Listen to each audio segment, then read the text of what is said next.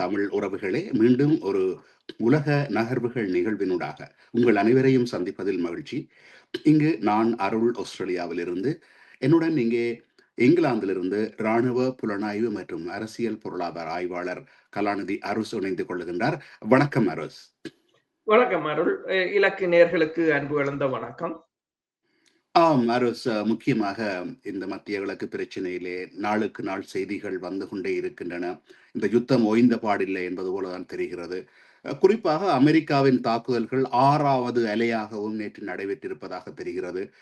அவர்கள் இப்பொழுது குறிவைத்திருப்பதெல்லாம் பொதுமக்களின் இலக்குகள், அதாவது அதாவது இந்த தண்ணீர் சுத்திகரிப்பு நிலையங்கள் மற்றும் பாலங்கள், மற்றது இந்த எரிபொருள் சுத்திகரிப்பு நிலையங்கள், மின்சார உற்பத்தி நிலையங்கள், இவ்வாறுதான் வைத்து தாக்குதல் நடத்தி கொண்டிருக்கிறார்கள். ஈரானும் சகட்டு மேனிக்கு எங்கே எங்கெல்லாம் அமெரிக்காவினுடைய தளங்கள் இருக்கின்றனவோ அங்கே தாக்கி கொண்டிருக்கிறது. இந்த ஈரானிலே எதற்காக இப்பொழுது அமெரிக்கா இராணுவ இலக்குகளை தாக்கிக் கொண்டிருக்கிற அதே வேளையிலே பொதுமக்களின் இலக்குகளை தாக்குவதற்கான காரணம் என்னவாக இருக்கும்? அதை கொஞ்சம் விளக்குங்கள். அமெரிக்காவிடம் வேறு தெரிவுகள் அல்லது வேறு ஆப்ஷன் இல்லை என்ற அவர்களுடைய எல்லாம் முடிந்து விட்டது என்ற ஒரு நிலையைத்தான் பார்க்கலாம். இந்த அக்சியஸ் என்ற ஊடகம் போட்டிருந்தது, அடுத்த வாரம் தான் அமெரிக்க அதிபர் ஈரான் ஒரு டீலுக்கு வராவிட்டால் பாலங்களை மற்றது எரிசக்தி நிலையங்களை தாக்குவேன் என்று கூறியிருந்தார். ஆனால் அவர் இந்த வாரமே அதை தொடங்கி விட்டார் என்று இந்த அக்சியஸ் என்ற ஊடகம் போட்டிருக்கின்றது. ஐஆர்ஜிசியின் அதாவது உட்கட்டுமானங்களை, அதாவது ஐஆர்ஜிசியின் படைத்துறை கட்டுமானங்களை தாக்குவதாக அவர்கள் கூறினாலும், ஆனால் அவர்கள் ஈரான் உட்கட்டுமானங்களை தான் தாக்கி இருக்கிறார்கள். இந்த தடவை இன்று இரவு 7வது இரவாக இந்த தாக்குதல் தொடர்கின்றது. நேற்று ஒரே இரவில் கடுமையாக தாக்கப்பட்ட இலக்குகள் என்று சொன்னால், இந்த கோமஸ்கான் பகுதியில் மாகாணத்தில் இருக்கின்ற கிட்டத்தட்ட 5-6 பாலங்கள் தாக்கப்பட்டிருக்கின்றன. பல அதில் இடிந்து விழுந்திருக்கின்றன. பல பொதுமக்களும் கொல்லப்பட்டிருக்கிறார்கள். சில ட்ரக் வண்டிகள் அதில் போய் கொண்டிருந்த சமயம் அந்த பாலம் இடிந்ததால் அதில் இந்த டிரைவரும் கொல்லப்பட்டதாக கூட கூறியிருந்தார்கள். அடுத்த இலக்காக சபகார் துறைமுகத்தின் அந்த நேவிகேஷன் டவர் என்று சொல்கின்ற கடல்சார் கோபுரம் 2வது தடவையாக குறிவைத்து, முதல் அடித்தது சேதமாக இருந்தது, இப்போது அதை முற்றாக தகர்த்திருக்கிறார்கள். 3வது இலக்காக இந்த பந்தர் அப்பாஸ் பகுதியில் நகருக்கு மேற்கே உள்ள ஒரு ரயில்வே நிலையம் தாக்கப்பட்டிருக்கின்றது. தென்கிழக்கு ஈரானில் உள்ள ஈரான் ஷகார் என்ற சிவில் விமான நிலையமும் தாக்கப்பட்டிருக்கின்றது. அதாவது இவ்வாறு பொது மக்களின் இடங்கள் தாக்கப்படுவது அமெரிக்கா மற்றும் ஈரானுக்கு இடையிலான அமைதி நிலவும் என்ற சூழலை கற்பனை கூட செய்து பார்க்க முடியாத நிலையில் இருப்பதாக கூறப்படுகின்றது. ஆனால் ஈரானும் கடுமையான பதிலடி தாக்குதல்களை நடத்தி இருக்கின்றது. ஈரான், அதாவது நீங்கள் பார்த்தீங்கன்னு சொன்னா, ஹோர்முஸ் நீரிணைந்த இந்த பக்கம் உள்ள இடங்களை அமெரிக்கா தாக்குகிறது, ஹோர்முஸின் மற்ற பக்கம் உள்ளதை ஈரான் தாக்குகிறது. உதாரணமாக குவைத்தாக இருக்கலாம், பஹ்ரைனாக இருக்கலாம், கட்டாராக இருக்கலாம், அதுகளை ஈரான் தாக்குகிறது. ஈரான் என்று தாக்கிய இடங்கள் என்று பார்த்தீர்கள் என்று சொன்னால், இப்ப யுஏஇ சைட் படைத்துறை மிலிட்டரி காம்ப்ளெக்ஸ் என்று சொல்கின்றது. அங்கு படையினர் தங்கி இருக்கின்ற விடுதிகள், கிட்டத்தட்ட 3 பில்டிங் கட்டடங்கள் சேதம் அடைந்ததை இந்த சேட்டலைட் இமேஜ் மூலம் பார்க்கக்கூடியதாக இருக்கிறது. அதே நேரம் அங்கு நெருப்பு எரிவதையும் காணக்கூடியதாக இருக்கிறது. அதே சமயம் கட்டார் டோஹாவிலும் இன்டர்செப்ட் பண்ணின ஏவுகணை வெடித்ததால் ஒருவர் காயம் என்று கட்டார் கூறியிருக்கிறது. ஓமானில் இருந்த அமெரிக்காவின் 2 ரடார்கள் தாக்கி அளிக்கப்பட்டது. பஹ்ரைனில் இருக்கின்ற ஒயில் நிறுவனம் தாக்கப்பட்டிருக்கிறது. BAPCO என்ற அந்த நிறுவனம் கிட்டத்தட்ட ஒரு நாளைக்கு 4 லட்சம் பேரல் எண்ணெய்களை உற்பத்தி செய்கின்ற அந்த நிறுவனத்தில் தீ ஏற்பட்டிருப்பதை பார்க்கலாம். அதே போல அல்டெல் என்ற அமெரிக்க துருப்புக்கள் தங்கியிருந்த இடமும் தாக்கப்பட்டிருக்கிறது. P8 கண்காணிப்பு விமானம் மற்றது உலங்கு வானூர்திகளின் ஹேங்கர்களும் தாக்கப்பட்டிருக்கின்றன. இந்த சகீர் என்ற பேஸ்ல இருக்குது. இது உளவும் பஹரைனில் நடந்திருக்கின்றது. அதே நேரம் குவைத்ல குவைத் அரசு சொல்லி இருக்கின்றது ஈரான் தாக்குதலில் தங்களுடைய டீசாலினேஷன் பிளான்ட் என்று சொல்கின்ற குடிநீர் சுத்திகரிப்பு நிலையம் ஒன்று தாக்கப்பட்டிருக்கிறது. பவர் பிளான்ட் ஒன்றும் தாக்கப்பட்டிருக்கிறது. இந்த பவர் பிளான்ட் தாக்கப்பட்டதால் பல யூனிட்டுகள் அதிலிருந்து நீக்கப்பட்டிருப்பதாக கூறியிருக்கிறது. ஜோர்டானில கிங் ஃபைசல் ஏர்பேஸ தாக்கி இருக்கிறார்கள். அதிலும் அமெரிக்க படையினர் தங்கியிருந்த விடுதிகளை குறிவைத்துத்தான் தாக்கி இருப்பதாக கூறியிருக்கிறார். அதே சமயம் நீங்க பாத்தீங்கன்னு சொன்னால் இந்த ஈரான் கூறியிருக்கின்றது ஜோர்டான் மீதான தாக்குதலில் KC-135C என்ற டேங்கர் ரக விமானம் F-35 ரக விமானங்கள் சேதமடைந்ததாக கூறியிருக்கிறார்கள். ஆனால் அதை உறுதிப்படுத்த முடியவில்லை. இதே நேரம் UAEக்கு மேலே பறந்து கொண்டிருந்த அமெரிக்காவின் F-35 ரக விமானம் ஒரு அவசர சமிக்கையை அனுப்பியதாக கூறியிருக்கிறார்கள். ஆனால் விமானத்துக்கு என்ன நடந்தது என்பது தொடர்பாக பிறகு எதுவும் கூறவில்லை. இந்த முறை ஈரான் திடீரென்று சிரியாவில் இருக்கின்ற அமெரிக்காவின் ஸ்பெஷல் போர்சஸ் கொமாண்ட் சென்டரை கட்டளை மையத்தை தாக்கி இருக்கின்றது. அது எதிர்பாராத தாக்குதல் என்று கூறுகிறார்கள். ஆனால் என்னென்று சொன்னால் நேற்று ஈரானிலிருந்து ஹிஸ்புல்லாக்களுக்கு அனுப்பப்பட்ட ஒரு லொரி ஒரு பவுசர் எண்ணெய் பவுசருக்கு அவர்கள் அரைவாசியாக எண்ணெய் பவுசரை பிரித்து அரைவாசி பகுதிக்கு எண்ணெயை நிரப்பிக்கொண்டு அரைவாசிக்குள் இந்த ராக்கெட் லாஞ்சர்கள் ட்ரோன்கள் என்று சொல்லி பெருமளவான ஆயுதங்களை அனுப்பியிருந்தார்கள். அதை சிரிய படையினர் கைப்பற்றியிருந்தனர். அதற்கு பிறகு இன்று அது சிரியாவில் இருக்கின்ற அமெரிக்க தளத்தை ஈரான் தாக்கி இருக்கின்றது. அதே போல கேர்டிஸ் அமைப்பினரின் பகுதி மீது இன்று மீண்டும் ஈரான் தாக்கி இருக்கின்றது. இன்று தாக்கப்பட்ட இடம் இரண்டாவது, அதாவது செகண்டரி எக்ஸ்ப்ளோஷன் என்று சொல்கின்ற மிகப்பெரிய வெடிப்பதிர்வுகள் கேட்டதாக கூறுகிறார்கள். அவர்கள் என்ன கூறுகிறார்கள் என்று சொன்னால் இந்த தாக்குதல் அவர்களின் ஆயுத கிடங்குகள் மற்றும் தலைமையகத்தை குறியாக வைத்து தாக்கப்பட்டதாக கூறியிருக்கிறார்கள். அதே நேரம் ஈராக்கின் குர்திஸ்தான் தலைநகர் ஏபிலும் சக்தி வாய்ந்த குண்டுகள் வெடித்ததாகவும் வடக்கு ஈராக்கில் உள்ள சுலைமானியா நகரை சக்தி வாய்ந்த குண்டு வெடிப்புகள் உலுக்கியதாகவும் கூறியிருக்கிறார்கள். ஈரானை பொறுத்தவரையிலும் ஈரானும் தொடர்ச்சியாக பதிலுக்கு பதில் தனது தாக்குதலை மிக கடுமையாக மேற்கொண்டு வருகிறது. அதே நேரம் இந்த கேர்டிஸ்தான் பகுதியின் அதாவது டெமோக்ராட்டிக் பார்ட்டி என்று சொல்கின்ற குடியரசு அமைப்பின் தலைவர் முஸ்தபா ஹிஜ்ரி அவர் என்ன கூறியிருக்கிறார் என்று சொன்னால், நாங்கள் அமெரிக்கா மற்றும் இஸ்ரேல் சார்பில் போரில் இணைந்திருந்தால் இஸ்லாமிய குடியரசு ஈரான் எங்கள் மீது ஒரு மிக பெரும் படுகொலையை நிகழ்த்தி இருக்கும், எல்லோரையும் கொண்டு குவித்திருப்பார்கள் என்று அவர் கூறியிருக்கிறார். இப்பொழுது ஹோர்முஸ் நீரிணையினூடாக செல்லுகின்ற கப்பல்கள் நேற்று வெறும் 3 கப்பல்கள் மட்டும் சென்றது மாதிரி தான் இருக்கிறது. சராசரியாக 70 கப்பல்கள் வரையிலே சென்று கொண்டிருந்த ஹோர்முஸ் நீரிணையில் வெறும் 3 கப்பலுடன் மட்டுப்படுத்தப்பட்டிருக்கிறது. அமெரிக்கா நான் எனது கையிலே பொறுப்பெடுக்கிறேன், நான் பாதுகாப்பு தருகிறேன், 20% வரி விதிக்கிறேன் என்ற அந்த கூற்று வெற்றியடையவில்லை. அதுவும் குறிப்பாக போன கப்பல்கள் ஈரானின் பக்கமாக ஈரான் அனுமதியுடன் போன கப்பல்களாகத்தான் இருக்கின்றன. அதே வேளையிலே ஈரான் தற்பொழுது செங்கடலையும் மூடப்போகிறேன் என்று எச்சரிக்கை விடுத்திருக்கிறது. ஏனென்றால் செங்கடலை கட்டுப்படுத்துவதற்கு அவர்கள் ஹவுதிகள் இருக்கிறார்கள், அல்லது இங்கே இருந்து, அதாவது ஈரான் கூட இங்கே இருந்து செங்கடலை கட்டுப்படுத்தலாம்.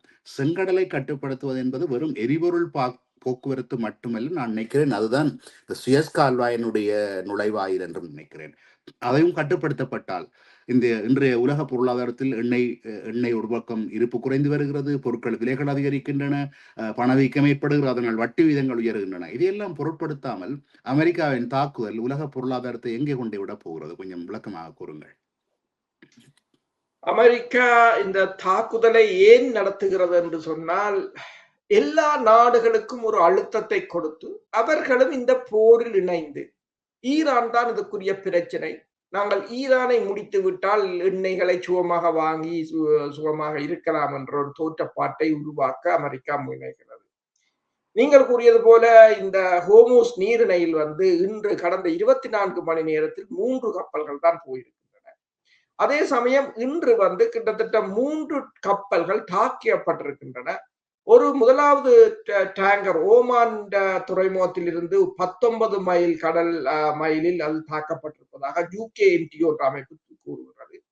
அதற்கு பிறகு ஓமான் அந்த டுகும் என்ற துறைமுக பகுதியில் வைத்து இன்னொரு கப்பல் தாக்கப்பட்டிருக்கிறது. இந்த துறைமுகத்திலிருந்து அமெரிக்காவின் ரடார்கள் ஏவுகணை தளங்களை நேற்று ஈரான் தாக்கிய பின்னர் இப்போது அந்த துறைமுகத்தில் வைத்து கப்பலை தாக்கியிருக்கிறது. மூன்றாவது கப்பல் சவுதி அரேபியாவுக்கும் குவைத்துக்கும் இடையிலான அரேபியன் வளைகுடாவில் வைத்து மூன்றாவது கப்பல் தாக்கப்பட்டது. இந்த மூன்றும் தாக்கப்பட்ட பின்னர் வந்து அமெரிக்கா வந்து பந்தர் அப்பாஸ் பகுதியில் இருந்த ஈரான் டேங்கரை தாக்கி இருக்கிறது. அந்த டேங்கர் வந்து ஒரே டேங்கரை இது 2வது முறை அமெரிக்கா தாக்கி இருக்கிறது. இந்த முறை 2 ஏவுகணைகளை அமெரிக்கா பயன்படுத்தி இருக்கிறது. உடனடியாகவே அதற்கு பதிலடியாக தங்கள் கட்டளைகளை மீறி சென்ற தாய்லாந்து கப்பலை ஈரான் தாக்கி இருக்கிறது. அதாவது இரு தரப்புகளும் பதிலுக்கு பதில் தாக்குதலை ஒரு கப்பலை தாக்கினால் இவர்களும் ஒரு கப்பலை தாக்குவது என்று போய்கொண்டிருக்கின்றது. அதே சமயம் இப்போது கூறியிருக்கிறார்கள் ஏமனை ஈரான் அந்த பப் அல் மண்டே பகுதியை மூடச் சொல்லி உத்தரவு பிறப்பித்து ராய்ட்டர் செய்தி நிறுவனம் சொல்லி இருக்கின்றது. அதே சமயம் இந்த ஏமன் படையினர் வந்து செங்கடல் பகுதியில் வைத்து ஒரு கப்பலை இன்று மாலை கைப்பற்றி இருப்பதாகவும் கூறியிருக்கிறார்கள். இந்த பப் அல் மண்டே பகுதியை பொறுத்தவரையில் அது வந்து வடகிழக்காக ஏமன் இருக்கின்றதற்கு தென்மேற்காக வந்து டிபோட்டி மற்றும் எரித்ரியா போன்ற நாடுகள் இருக்கு. செங்கடலையும் இந்து சமுத்திர பிராந்தியத்தையும் இணைக்கின்ற ஒரு குறுகிய பாதை இருக்கின்றது. அது கல்ஃப் ஆஃப் ஏடன் என்று சொல்றது. அதுல வந்து 29 கிலோமீட்டர் தான் வாய். இப்ப ஹோமூஸ் நீரிணையை பாத்தீங்கன்னா 21 கிலோமீட்டர், இது ஒரு 29 கிலோமீட்டராக இருக்கும். அந்த அளவுதான் அதன் அகலம். ஆனால் இதில் வந்து இதன் ஊடாக வந்து சவுதி அரேபியாவின் எண்ணெய்கள் வந்து ஆசியாவுக்கு செல்வது. மற்றது கல்ஃப் கண்ட்ரிஸ் எண்ணெய்கள் எரிபொருட்கள் எல்லாம் வந்து இதை இணைக்கின்ற சுயஸ் கால்வாய் ஊடாக ஐரோப்பாவுக்கு செல்வது. அது மட்டுமல்லாது இந்த சவுதி அரேபியா இந்த ஹோமூஸ் நீரிணையின் மூடலுக்கு பிறகு இந்த ஜம்பு என்ற பைப் லைன் கிட்டத்தட்ட 1200 கிலோமீட்டர் நீளமான அந்த பைப் லைன் ஊடாக சவுதி அரேபியா அரம்கோ நிறுவனம் வந்து இதற்கு கிட்டத்தட்ட சவுதி அரேபியா 70% எண்ணெய் இந்த பைப் லைனுக்களால் வந்து செங்கடல் ஊடாக விநியோகிக்கப்படுவது. முன்னர் 7,70,000 பேரல் ஒரு நாளைக்கு சவுதி அரேபியா இதற்குள்ளால் விற்பனை செய்து கொண்டிருந்தது. இப்போது கடந்த மார்ச் மாதம் 7 மில்லியன் பேரலை அதற்குள்ளால் விற்பனை செய்திருப்பதாக கூறியிருக்கிறார்கள். அதே நேரம் இப்ப 2024 ஆண்டு தகவல்களின் அடிப்படையில் இந்த செங்கடலூடாக ஒரு வருடத்துக்கு கொண்டு செல்லப்பட்ட எண்ணெய்கள் 4.1 பில்லியன் பேரல்கள் என்று கூறியிருக்கிறார்கள். அது மட்டுமல்லாது உலகத்தின் எரிபொருள் தேவையில் 5% இதுக்குள்ளால் தான் போகிறது, 20% ஹோமூஸுக்களால் போகிறது. இரண்டையும் கூட்டினால் 25%, அதாவது 4ல் ஒரு பங்கு எண்ணெய் இந்த வழியால் தான், இந்த 2 பாதைகளால் தான் செல்கின்றது. எண்ணெய் மட்டுமல்ல, சீனா, இந்தியா, வேறு ஆசிய நாடுகளின் வர்த்தகமும் வந்து உலகத்தின் 10% வர்த்தகமும் இந்த பாதைக்குள் ஊடாகத்தான் செல்கின்றன. அப்ப இதையும் மூடுவார்களாக இருந்தால் மிகப்பெரிய ஒரு நெருக்கடிக்கு உலகம் சிக்கும். இதைத்தான் ஐக்கிய நாடுகள் சபையின் எரிசக்தி துறையும் கூறியிருக்கின்றது. இது இன்னும் ஒரு சில நாட்களுக்கு இது ஈரான் நிரந்தரமாக மூடுமாக இருந்தால் உலகம் பல பெரும் நெருக்கடியை சந்திக்கும். இப்பொழுது நீங்கள் கூறியதன்படி செங்கடலை மூடுவதாக இருந்தால் ஹவுதிகளால் மட்டும் முடியுமா, இல்லாவிட்டால் இப்ப அதனுடைய ஒரு பகுதி இப்ப நீங்கள் சவுதி அரேபியாவிலிருந்து எண்ணெய்களோ பொருட்கள் செல்வதற்கு சுயஸ் கால்வாய் அடைவதற்கு இந்த யெமன் பக்கம் வர தேவையில்லை, மறுபக்கமாக சென்று விடுவார்கள். நான் நினைக்கிறேன் கிட்டத்தட்ட ஈரானில் இருந்து இந்த செங்கடல், அதாவது சவுதி அரேபியாவை தாண்டிய செங்கடல், அநேகமாக செங்கடலுடைய பெரும்பகுதி சவுதி அரேபியா கூட தான் செல்கிறது. அவ்வாறு அங்கே செல்லுகின்ற கப்பல்களை தாக்குவதற்கு நான் நினைக்கிறேன் 2000 கிலோமீட்டர் அளவு விட குறைவாகத்தான் இருக்கும். ஈரான் நினைத்தால் செங்கடல் பகுதியில சவுதி அரேபியாவிலிருந்து சுயஸ் கால்வாய்க்குள்ளால செல்லக்கூடிய கப்பல்களையும் தாக்கக்கூடிய வலிமை ஈரானுக்கு இருக்கிறதா? ஈரான் கிட்டத்தட்ட இஸ்ரேலை தாக்கி இருக்கின்றது. டியாகோ காசியாவுக்கு கூட ஏவுகணைகளை ஏவி இருக்கின்றது. ஜோர்டான் 1000 கிலோமீட்டருக்கு அப்பால் ஜோர்டானை தாக்கி இருக்கின்றது என்று சொல்லும் போது ஈரானிடம் இருக்கின்ற ஏவுகணைகளோ அல்லது ட்ரோன்களோ 2000 தொடக்கம் 2500 கிலோமீட்டர் வரையிலான தூர வீச்சு கொண்டவை. ஆனால் அதனை அவர்கள் இலகுவாக வடிவமைக்க முடியும் தூர வீச்சு. இப்ப அவர்கள் இந்த டியாகோ காசியாவை பொறுத்தவரையில் எவ்வாறு அதை வடிவமைத்தார்கள் என்று சொன்னால் 1000 கிலோகிராம் வெடிமருந்தை சுமந்து செல்கின்ற ஏவுகணை ஒரு 2000 கிலோமீட்டர் செல்லும் என்றால் அந்த சுமையை 500 கிலோகிராமாக குறைத்து விடுகிறார். அப்ப சுமை குறையும் போது அதன் தூர வீச்சு கூடும் என்று சொன்னால் அது எரிபொருட்கள் தான் தங்கி இருக்கின்றது. கூட தூரத்துக்கு செல்லக்கூடியதாக இருக்கும். அப்படி உடனடியாகவே அவர்கள் அதனை மாற்றி அமைப்பதாகத்தான் கூறியிருந்தார். இப்ப இதில் ஹூதிஸ் அமைப்பினர், இப்ப ராய்ட்டர் தகவல்கள் அடிப்படையில் ஹூதிஸ் அமைப்பினர் அதனை அன்சரல்லா என்று கூறுவது அவர்கள் தங்கள் ஏவுகணைகளை அந்த தளங்களுக்கு நகர்த்தி இருப்பதாகவும் ஆயத்தப்படுத்துவதாகவும் கூறியிருக்கிறார்கள். ஏனென்று சொன்னால் இப்போது அமெரிக்கா ஈரான் உட்கட்டுமானங்களை தாக்கி அளிக்கின்றது. பாலங்கள், ரயில்வே நிலையங்கள், எரிசக்தி நிலையங்கள் என்று சொல்லி. அப்ப இந்த நிலையில் ஈரான் IRNA என்ற ஊடகம் தெரிவித்திருக்கிறது, ட்ரம்பின் பிசினஸ் டவர்ஸ், அதாவது உயர்ந்த கட்டிடங்கள், மற்றது ஆடம்பர விடுதிகள் எல்லாம் வளைகுடா நாடுகளில் இருக்கின்றன என்று சொல்லியும், இந்த UAE மற்றும் சவுதி அரேபியாவில் பல கோல்ஃப் கிளப்ஸ் கூட அவற்றை இருக்குது என்று சொல்லியும், ஸ்கை ஸ்கிரேப்பர்ஸ் என்று சொல்கிற உயர்ந்த கட்டிடங்கள் இருக்கிறது என்றும், ட்ரம்பின் இன்டர்நேஷனல் ஹோட்டல் அண்ட் டவர் என்று சொல்றது துபாயில் இருப்பதாகவும், ட்ரம்ப் டவர் என்றது ரியாத்திலே ஒன்று இருப்பதாகவும், ட்ரம்ப் பிளாசா என்றது ஜெட்டா பகுதியில் இருப்பதாகவும் அந்த ஊடகம் தெரிவித்திருக்கின்றது. இவைகள் கூட தங்கள் இலக்குகளாக மாறலாம் என்று கூறியிருக்கின்றது. அப்ப இந்த இலக்குகளையே ஈரான் தாக்கும் என்று சொன்னால் இந்த செங்கடலையும் அவர்கள் மூடுவது ஒரு சாத்தியம் வரக்கூடியதுதான் இருக்கும். அதுக்கு இப்போது பல ஊடகங்கள் அதுக்கு முக்கியத்துவம் கொடுக்கின்றன என்று சொன்னால் அவ்வாறு ஒன்று நிகழலாம் என்றுதான் அவர்களும் கூறுகிறார்கள். நல்லது. இந்த நேரத்தில் இன்னொரு முக்கியமான கேள்வி என்னவென்றால், இந்த அமெரிக்காவோ மேற்குலகமோ எங்கு யுத்தம் நடந்தாலும் அவர்களுடைய மண்ணிலே எந்த யுத்தமும் நடக்காது, அவருடைய மண்ணிலே எந்த இழப்பும் இருக்காது, அவருடைய மண்ணிலே அதாவது மின்சார தடை இருக்காது, தண்ணீர் தடை இருக்காது. அவர்கள் சொகுசாக வாழ்ந்து கொண்டு, யுத்தம் எங்கு நடக்குது என்றால் ஒன்றில் மத்திய கிழக்கில் நடக்கும், அல்ல ஆசிய நாடுகளில் நடக்கும், அல்லது மன்னிக்கவும் ரஷ்யாவுக்கும் உக்ரைனுக்கும் நடக்கும். அவர்கள் சொகுசான வாழ்க்கையை தான் வாழ்ந்து கொண்டிருக்கிறார்கள். நீங்கள் அன்றைய குறிப்பிட்டீர்கள் அல்லவா, இப்போ உள்ள மேற்கத்திய குழந்தைகள் பிள்ளைகள் எல்லாம் இராணுவத்துக்கு போவதற்கு முந்தி மாதிரி தயாரில்லை. அவர்கள் எல்லாம் இப்பொழுது காலையில் மாலை வரைக்கும் இந்த ஐபேட்களை பார்க்கறது, ஜிம்முக்கு போறது, கிளப்புக்கு போறது என்று அவர்களுடைய ஒரு ஒரு வசதியான வாழ்க்கையை வாழ்ந்து கொண்டு தங்கள் மண்ணிலே யுத்தம் இல்லாத வரைக்கும் அவர்கள் மற்ற இடங்களில் நடக்கிற யுத்தங்களை அனுபவித்துக் கொண்டிருக்கிறார்கள். எப்பொழுது அவர்கள் மண் நோக்கி இந்த யுத்தம் நகர்ந்த ஒன்றில் ரஷ்யா இவனுக்கு கை வைத்து இப்ப பாருங்கள், ரஷ்யாவுடைய யுத்தத்தை ப்ராக்சி யுத்தமாக ஜோர்டானூடாக நடத்துகிறார்கள். இங்கே ஈரானை தாக்குவதாக இருந்தாலும் அன்றைய நீங்கள் குறிப்பிட்டிருந்தீங்கள், அதாவது துருக்கிய படைகள் தயாராக இருக்கின்றன. துருக்கியில் உள்ள இராணுவத்தையும் ஈராக்கில் உள்ள குர்திஸ் படைகளையும் ஈராக்கியர்களையும் சேர்த்துத்தான் தரைப்படியாக அனுப்புவார்கள். அவர்கள் தங்களுடைய படைகளை இழப்பதற்கு தயாரில்லை. ஆயுதங்களையும் தொழில்நுட்பத்தையும் கொடுத்து விட்டு தாங்கள் சொகுசா.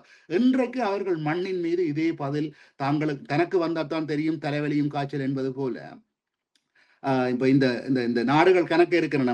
வெறும் நான் கூறக்கூடாது வெறும் அமெரிக்காவும் ஐரோப்பாவும், அதை சார்ந்த நாடுகள் இருக்கின்றன. கோட்டையரிக்க போற ராஜாக்கு நெருப்படுத்த கொடுக்குற மந்திரி என்ற மாதிரி அவர்களும் சேர்ந்து இவர்களுக்கு பின்னாலே இருக்கிறார்கள். இப்ப ஆஸ்திரேலியா போல நாடுகள் எல்லாம் அப்படித்தான், அவர்களுக்கு பின்னாலே நிற்கிறார்கள். செய்திகளை பார்த்தீர்களா இருந்தால் அவர்களோட மோசமான செய்திகளை வெளியிடுகிறார்கள். இவர்கள்ட மண்ணிலே அப்போ இப்படி வந்தால் தான் அவர்கள் உணர்வார்களா? அதுக்கான சந்தர்ப்பம் இருக்கிறதா? அல்ல ரஷ்யாவா, இல்ல ஈரானா, அல்லது வேறு ஒரு நாடு அவர்களின் மீது ஒரு தாக்குதல் நடத்துவதற்கான சந்தர்ப்பம் வரும்? அதுதான் நேற்று நாங்கள் இதில் பேசும்போது இஸ்ரேலின் ஒரு முன்னாள் பாதுகாப்பு அமைச்சர் கூறியதும் அதுதான். என்று சொன்னால் ரஷ்யா தொடர்ச்சியாக இதை அனுமதித்துக் கொண்டிருந்தால் இந்த ஐரோப்பிய நாடுகள் உக்ரைனை வைத்து ரஷ்யாவை அழிப்பதற்கு முற்படுகிறார்கள். அதே வழியை அவர்கள் ஐரோப்பிய நாடுகளுக்கு கொடுத்தால்தான் அவர்கள் இந்த இதிலிருந்து பின்வாங்கலாம் என்று. உண்மைதான். என்னென்று சொன்னால் உங்களுக்கு தெரியும், முதல் ரஷ்யா மீதான ஒரு தீவிர போரை இவர்கள் ஆரம்பிக்க முற்பட்ட சமயம் ஜெர்மனி, மற்றது பெல்ஜியம், போலந்து போன்ற நாடுகளில் இனம் தெரியாத ட்ரோன்கள் பறந்ததால் பல விமான நிலையங்கள் மூடப்பட்டிருந்தன. அதில் பல மில்லியன் டாலர்கள் இழப்பு என்று சொல்லி பேந்திவர்கள் தங்கள் உக்ரைனாவுடனான தங்கள் உறவுகளை கொஞ்சம் குறைத்திருந்தார்கள். என்று சொன்னால் இவ்வாறு ட்ரோன்கள் எல்லா இடம் ரஷ்யா கூறிவிட்டது அது எங்கள் ட்ரோன் இல்லை, உக்ரைன் ட்ரோன் என்று சொல்லி ஆற்று ட்ரோன் என்று பார்க்க முடியாத ஒரு நிலைமை. அப்ப அது அப்படி ஒரு அச்சுறுத்தல் வரும்போது இவர்களால் எதுவும் செய்ய முடியாது, தங்கள் பாதுகாப்பை பலப்படுத்த வேண்டும். இப்போது கூறுகிறார்கள் கிரீஸுக்கு மிகப்பெரிய அழுத்தத்தை கொடுக்கிறார்கள். கிரீஸில் இருக்கின்ற பெட்ரியாட் ஏவுகணைகளையும் 200 ஏவுகணைகளையும் அதன் பேட்டரிகளையும் கொடுக்குமாறு அழுத்தம் கொடுப்பதாக என்று சொன்னால் உக்ரைனுக்கு கொடுக்க வேண்டும் என்று சொல்லி. அதே போலதான் இந்த ஈரானிலும் இப்ப நேற்று நாங்கள் இதில் பேசும்போது கூறியிருந்தோம், ஜேடி வேன்ஸ் கூறியிருந்தார், நாங்கள் ஒருபோதும் 1.5 லட்சம் படையினரை அங்கு அனுப்ப போவதில்லை அங்கு தரப்படையை என்று. அப்ப ட்ரம்பும் கூறும்போது கூறியிருந்தார், பல வெவ்வேறு தங்களுடைய ஆர்வம் இல்லை, பல்வேறுபட்ட நாடுகள் அதுக்கு ஆர்வமாக இருக்கிறார்கள். எனவேதான் இப்ப இந்த கர்டிஸ்தான் படையினரை அனுப்புவது தொடர்பாக இவர்கள் சிந்தித்து வருகையில் தான் ஈரான் அந்த இடங்களை தாக்கி அளிக்கின்றது. அதே போல சிரியா மீதும் தாக்குதலை நடத்தி இருக்கின்றது. இப்போது ஈராக் உங்களுக்கு தெரியும், ஈராக்ல தான் பெருமளவான ஈரான் ஆதரவு குழுக்கள் இருக்கின்றன. ஆனால் அந்த ஈராக்கையும் அமெரிக்கா தன்வசப்படுத்தாமல் இருப்பதற்காக ஈரான் தொடர்ச்சியாக தாக்குதலை நடத்தி கொண்டிருக்கிறது. ஆப்கானிஸ்தான்ல 20 வருஷம் அமெரிக்கா இருந்தாலும் அங்க ஒரு 2000-3000 பேர் தான் அமெரிக்கா மற்றும் நேட்டோ படையினர் இறந்திருந்தார். லட்சக்கணக்கானவர் இறந்தவர்கள் எல்லோரும் அந்த நாட்டுக்காரர். வடக்கு கூட்டணி என்ற ஒரு கூட்டணி, தலிபான் கூட்டணி என்ற ஒரு கூட்டணி. அப்ப 2 பேருக்குள்ளும் சண்டையை மூட்டி விடுவது, அதுதான் அது வழக்கமாக அவர்களுடைய ஆசிய அரபு நாடுகள். வியட்நாமிலும் வட வியட்நாம் தென் வியட்நாம் என்று பிரித்து தென் வியட்நாமில் உள்ளவர்களை வச்சு தானே முதல் போராடினார்கள். அதேதான். அதே போலதான் இப்ப எங்கட நாட்டிலும் அப்படித்தான் முஸ்லிம்களையும் தமிழர்களையும் கொழுவி விடுவது. எந்த நாட்டிலும் அவர்கள் அந்த நாட்டுகளுக்கு வைத்துத்தான் அவர்களை தங்கள் பிள்ளைகளையோ தங்கள் மக்கள் உயிரிழப்பதையோ வலுவாக குறைத்து கொண்டு வந்திருந்தார்கள். இப்பயும் துருக்கியை இவர்கள் தூக்கி பிடிப்பது என்று சொன்னால், துருக்கியை வைத்துக் கொண்டு அவர்களிட மிகப்பெரிய இராணுவம் ஐரோப்பாவிலேயே. அப்ப அந்த இராணுவத்தை வைத்துக் கொண்டு ஒரு படையெடுப்பை நகர்த்தலாம். ஆனால் இனிவரும் காலங்களில் அது எவ்வளவு தூரம் சாத்தியமாகும் என்றது மிகப்பெரிய ஒரு சிக்கல். ஏனென்றால் பெருமளவான நாடுகள், இப்ப சிரியா கூட அதை சிரியாவில புதிதாக வந்தவர் அமெரிக்காவுடன் மிக ஒட்டுறவாக இருந்து அமெரிக்கா தான் அந்த ஆட்சி மாற்றத்தை கொண்டாலும் அவர் ஹிஸ்புல்லாக்களுக்கு எதிரான தாக்குதலில் தான் இறங்குவதற்கு பயப்படுகிறார். எனவேதான் இன்று ஈரான் சிரியாவையும் தாக்கி இருக்கிறது. சரி, சிரிய படையினர் இப்ப ஈராக் மீது ஒரு படையெடுப்புக்கு உதவி செய்வார்களாக இருந்தால், சிரியாவுக்கு இன்னொரு பிரச்சனை இருக்கு, எந்த நேரமும் அந்த அரசை கவிழ்த்து விடலாம். ஏனென்றால் அசாத்தை ரஷ்யா இப்போதும் பத்திரமாக வைத்திருக்கிறது, அவர்களுடைய ஆதரவாளர்களும் அங்கு இருக்கிறார்கள். அப்ப ஒரு கொஞ்சம் இவர்கள் பலவீனமானால் அவர்கள் அங்கு தாக்குதலை ஆரம்பித்து விடுவார்கள். அப்ப எல்லா நாடுகளுக்கும் ஒரு இதென்று சொன்னால் ஒரு சதுரங்க ஆட்டம் மாதிரிதான்.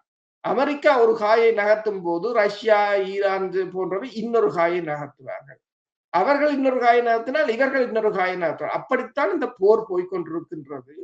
ஆனால் நீங்கள் சொன்னது போல இந்த மேற்குலக நாடுகள் மீதான அவர்களுக்கு இந்த வலி புரியும் போதுதான் இந்த போர் ஒரு முடிவுக்கு வரும். ஆனால் ரஷ்யா ஈரான் போன்ற நாடுகள், சீனா போன்ற நாடுகள் என்ன யோசிக்கிறார்கள் என்று சொன்னால், இந்த மேற்குலக நாடுகளுக்கு ஒரு பொருளாதார பலியை கொடுக்க வேண்டும் என்று சொல்லி அது உண்மையா வேலை செய்கின்றது. பிரித்தானியாவில 6 பிரதமர்கள் மாறி இருக்கிறார்கள். இன்றைக்கு பிரதமர் ரிசைன் பண்ணிட்டார், அடுத்தவர் இன்னும் பதவி ஏற்கவில்லை, இப்போது பிரதமரே இல்லை என்ற ஒரு நிலைமை. ஏனென்று சொன்னால் பொருளாதாரம் தான் மிகப்பெரிய ஒரு காரணியாக இருக்கின்றது. அமெரிக்கா 40 ட்ரில்லியனை இப்போது எட்டி இருக்கின்றது, அவர்களுக்கும் அது பொருளாதாரம் தான் மிகப்பெரிய ஒரு சிக்கலாக இருக்கின்றது. அப்ப இந்த பொருளாதாரத்தால் அவர்கள் அடி வாங்கும் போது, இப்ப சோவியத் ஒன்றியம் எப்படி பொருளாதாரத்தால் வீழ்ந்ததோ அப்படி ஒரு பிரச்சனை வரும்போது போரிலிருந்து அவர்கள் வெளியேற வேண்டிய ஒரு நிலை தான் வரும். நான் நினைக்கிறேன் அந்த பதிலடியை கொடுக்கக்கூடியவர்கள் அவ்வாறு ஒரு சூழ்நிலை வருமா இருந்தால் அருகில் இருக்கின்ற ரஷ்யாவை தான் அதுக்கு பொறுத்த. ஈரானை விட ரஷ்யா அருகாமையில் மொஸ்கோவில் இருந்து வெகு தூரத்தில் இல்லை. மொஸ்கோவில் இருந்தால் நிலத்துக்கு கீழாக எரிவாயு எரிபொருட்கள் செல்லும் தூரத்தில் தான் ஐரோப்பிய நாடுகள் இருக்கின்றன. நீங்கள் கூறியது போல இந்த பொருளாதார பாதிப்பு ஏற்கனவே உலகம் முழுக்க ஆரம்பித்து விட்டது. வெறும் வளர்முக நாடுகள் மாத்திரமல்ல, அது இந்த மேற்கத்திய நாடுகளோ அமெரிக்காவோ அல்லது கனடாவோ ஆஸ்திரேலியாவோ இல்லை நியூசிலாந்து நாடுகளிலும் எல்லாம் விலைகள் நாங்கள் கண்ணுக்கு முன்னாலே பார்க்கிற பொழுது 2-3 வருடங்களுக்கு முன்னர் இருந்ததை விட மிக அதிகமாக விலைகள், ஆனால் சம்பளம் கூடவில்லை. அதை விட இந்த பல்தேசிய கம்பெனிகள் எல்லாம் என்ன செய்கிறார்கள் என்றால் வரும் தங்களோட லாபத்தை மட்டும் நோக்கமாக கொண்டு வேலைகள் எல்லாரையும் நிப்பாட்டி போட்டு அவங்க இந்த கஸ்டமர் சர்வீஸ் மற்றது சில வேலைகள் எல்லாம் இந்த பிலிப்பைன்ஸ், இலங்கை, இந்தியா போன்ற நாடுகளுக்கு அனுப்பி கொண்டிருக்கிறார்கள். நிறைய வேலை வாய்ப்புகளும் இல்லாமல் போகின்றன ஒரு பக்கம். அப்ப இந்த பாதிப்புகள் இருந்தும் கூட அந்த மக்கள் இன்னும் அந்த அரசாங்கங்களுக்கு அழுத்தம் கொடுக்க முடியாத அளவுக்கான ஒரு இருட்டடிப்பில் தான் வைத்திருக்கிறார்கள் போல தெரிகிறது. இதை பற்றி கொஞ்சம் கூறுங்கள். இந்த இந்த இவ்வாறு தொடர்ந்து பொருட்கள் விலைகள் உயர்வது, பணவீக்கம் ஏற்படுவது, இப்ப வட்டி வீதம் எல்லாம் உயர்கிறது. பணவீக்கம் ஏற்பட்டால் பணவீக்கத்தை சமாளிக்க வட்டி வீதம் உயர வேண்டும். அமெரிக்காவிலையும் வட்டி வீதம் உயர்ந்து விட்டது ஏற்கனவே. எல்லா நாடுகளிலும் இப்பொழுது இங்கே ஒவ்வொருத்தருக்கும் இங்கே வந்து வட்டி வீதத்தை கூட்டுவார்கள் அப்படின்னு சொன்னால் ஒவ்வொரு தடவையும் ரிசர்வ் வங்கி கூட்டுகின்ற பொழுது 0.25 25% அளவுக்கு, அதாவது 25 வீதம், அதாவது 0.25% தான் கூட்டுவார்கள். 25 சொல்லக்கூடாது, 0.25. அதான் அப்படி கூட்டுறோம்னாலே எல்லாருக்கும் உடனே எங்களுக்கு ஒரு மோட்கேஜ் வச்சுக்கிற அனைவருக்கும் ஒரு பயம் வரும். மோட்கேஜ் மாதாந்த கட்டணம் கூட போகுது என்று அப்படி 3 தரம் கூட்டியாச்சு. இப்ப எல்லாட்ட கையிலையும் பணப்புழக்கத்தை குறைச்சு எல்லாருக்கும் ஒரு பக்கத்தால இந்த வீட்டு வாடகையும் அதே மாதிரி நிறைய வாடகை வீடுகளில இருந்தாலும் நிறைய இந்த நெருக்கடிகள் எல்லாம் வந்துமே இன்னுமே இந்த மக்கள் மௌனம் காக்குறார்கள். அதான் எனக்கு அன்று நான் கேட்ட கேள்வி. மக்களால் இந்த அரசாங்கங்களுக்கு அழுத்தம் கொடுக்க முடியாத சூழ்நிலை இருக்கிறது. அதை பற்றி ஏதாவது குறிப்பிட முடியுமா? எங்கேயாவது மக்கள் புரட்சி செய்கிறார்களா, இல்ல முடியுமா என்ற சாத்தியப்பாடுகள் பற்றி? மக்களை அவர்கள் ஏதோ ஒரு வகையில் இந்த பிரச்சாரங்களின் ஊடாக அந்த மக்களை ஏமாற்றி வைத்திருக்கிறார்கள். ஆனால் ஐரோப்பாவில் மெல்ல மெல்ல இப்ப நீங்க பாத்தீங்கன்னா சொன்னால் பழைய கட்சிகள் எல்லாம் அரசியலிலிருந்து ஒதுங்க வேண்டிய ஒரு நிலைக்கு வந்து விட்டது. இப்ப ஸ்டாமர் வரும்போது கூட இந்த மக்கள் யோசித்தார்கள், இந்த எரிபொருள் விலை குறையும், மின் கட்டணங்கள் குறையும், விலைகள் குறையும், இவர்கள் உக்ரைனுக்கு காசை கொடுக்க மாட்டார்கள், ரஷ்யாவிடமிருந்து மலிவான எண்ணெயை வாங்குவார்கள், தொழில்துறையை விருத்தி செய்வார்கள். ஆனால் இல்லை, அவரும் அதை விட மோசமாக செய்தார். எனவேதான் மிகப்பெரிய மெஜாரிட்டியோட வந்தவரை வீட்டுக்கு அனுப்பிவிட்டார். இப்ப அடுத்தவர் வரப்போகிறார். அடுத்தவரும் இதே மாதிரி இருந்தால் 6 மாதத்துக்கு தாக்கு பிடிக்க மாட்டார். மக்களுக்கு இப்போது விளங்குகிறது என்று சொன்ன மக்களுக்கு இப்போது அவர்களுக்கு இதுகள் ஒன்றும் பிரச்சனை இல்லை. தங்கட இதைத்தான் பார்க்கிறார்கள், தங்கள் வாழ்க்கை செலவை. அதான் அமெரிக்காவின் முன்னாள் அதிபர் பில் கிளின்டன் சொன்னார், அமெரிக்க தேர்தல்கள் முடிவு வந்து அங்கത്തെ கேஸ் ஸ்டேஷன்ல தான் முடிவு செய்யப்படணும். அதுல இருக்கிற பிரைஸ பார்த்து தான் ஆட்சியை அவங்க மாத்துறதோ இல்லையோன்னு முடிவெடுப்பார்கள் என்று சொல்லி. இப்ப ஈரானும் அதை நோக்கித்தான் போய்கொண்டிருக்கிறது. ரஷ்யாவும் என்னென்று சொன்னால் இந்த மிட் டேர்ம் எலெக்ஷன் வரும்போது இருக்குவார்கள் மேலதிகமாக. கிட்டத்தட்ட ஒரு பரல் வந்து $200 போனாலும் ஆச்சரியப்படுவதற்கென்று இல்லை என்றால் அதுதான் அவர்களுக்கு பார்கெயின் பாயிண்டாக இருக்கும் என்று கூறுகிறார்கள். இப்ப அமெரிக்கா என்ற கடன் தொகை வந்து கிட்டத்தட்ட 40 ட்ரில்லியனாக இப்போது உயர்ந்து விட்டது. அதாவது ஒவ்வொரு மாதமும் 200 பில்லியனை அமெரிக்கா வாங்கிக் கொண்டிருக்கிறது என்றால் இலங்கையின் பொருளாதாரத்தின் 2 மடங்கு ஒவ்வொரு மாதமும் கடன் ஏறிக்கொண்டிருக்கு.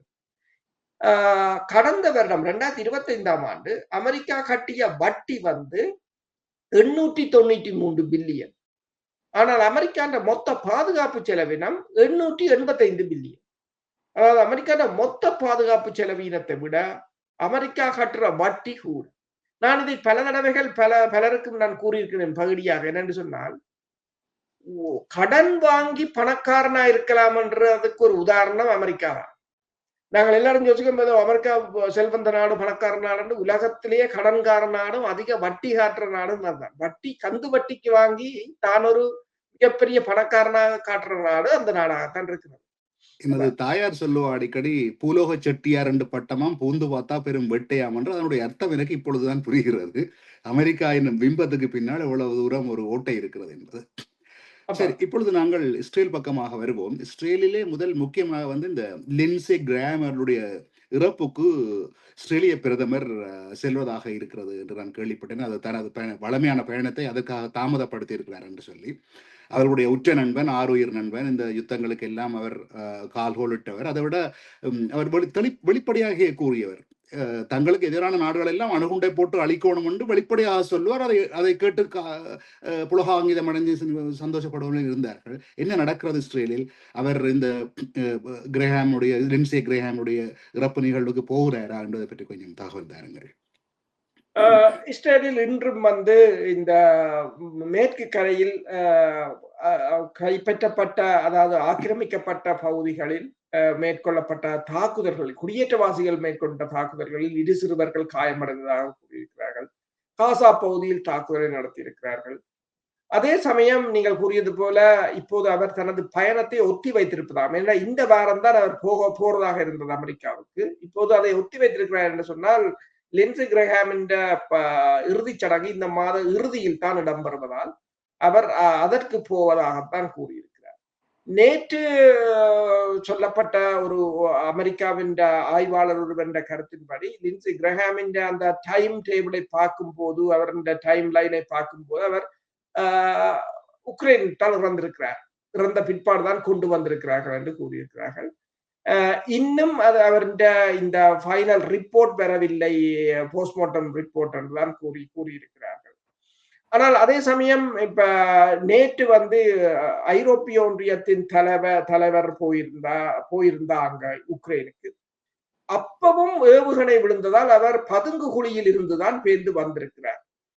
அப்ப இதுக்குத்தான் ரஷ்யாவின் நாடாளுமன்ற வெளிவார அமைச்சக பேச்சாளர் வந்து மாரியா சக்ரோவா கூறியிருக்கிறார் என்னன்னு சொன்னால், ஐரோப்பிய ஒன்றிய நாடுகள் சுற்றுலா பயணமாக உக்ரைனுக்கு வருகின்ற காலம் இனி முடிந்து விட்டது.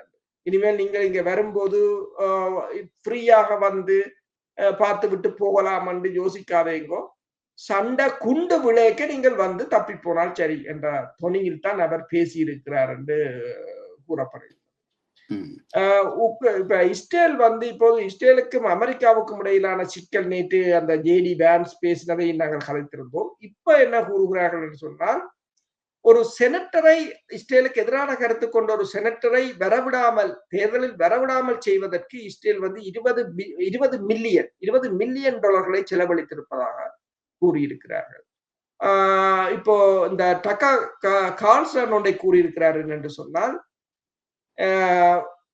அமெரிக்காவின் வெளிவிவகார கொள்கையை இஸ்ரேல் கையாள்வது வந்து இப்போது அமெரிக்காவில் மிகப்பெரிய